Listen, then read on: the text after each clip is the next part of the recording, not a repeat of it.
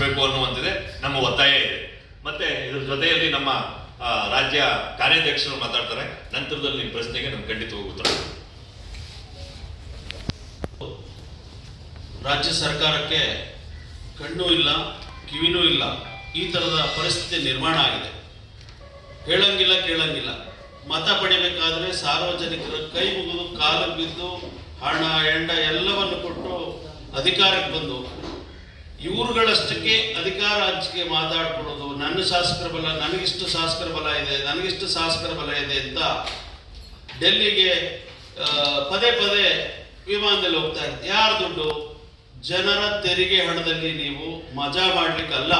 ಸಾರ್ವಜನಿಕರು ತಮಗೆಲ್ರಿಗೂ ಮತ ಆಗಿರ್ತಕ್ಕಂಥದ್ದು, ತಮ್ಮ ಶಾಸಕರಾಗಿ ಮಾಡಿರ್ತಕ್ಕಂಥದ್ದು ಜನರ ಹಿತವನ್ನ ಕಾಪಾಡಲಿಕ್ಕೆ.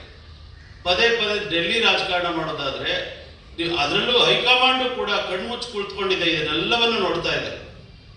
ಸಮರ್ಥವಾಗಿ ಹೇಳಲಿಕ್ಕೂ ಆಗ್ತಾ ಇಲ್ಲ. ಈ ಗುಂಪಿಗೆ ಹೇಳಿದ್ರೆ ಆ ಗುಂಪು ಬೇಜಾರು ಮಾಡ್ಕೊಳ್ತದೆ, ಆ ಗುಂಪಿಗೆ ಹೇಳಿದ್ರೆ ಈ ಗುಂಪು ಬೇಜಾರು ಮಾಡ್ಕೊಳ್ತದೆ ಅಂತ ವಿನಾಕಾರಣ ಸಮಯವನ್ನ ಕಾಲ ಹರಣ ಮಾಡ್ತಾ ಇರ್ತಕ್ಕಂಥ ಈ ಹೈಕಮಾಂಡ್ ಕೂಡ ನಮಗೆ ಎಲ್ಲೋ ಒಂದ್ ಕಡೆ ಗೊಂದಲ ಇದೆ.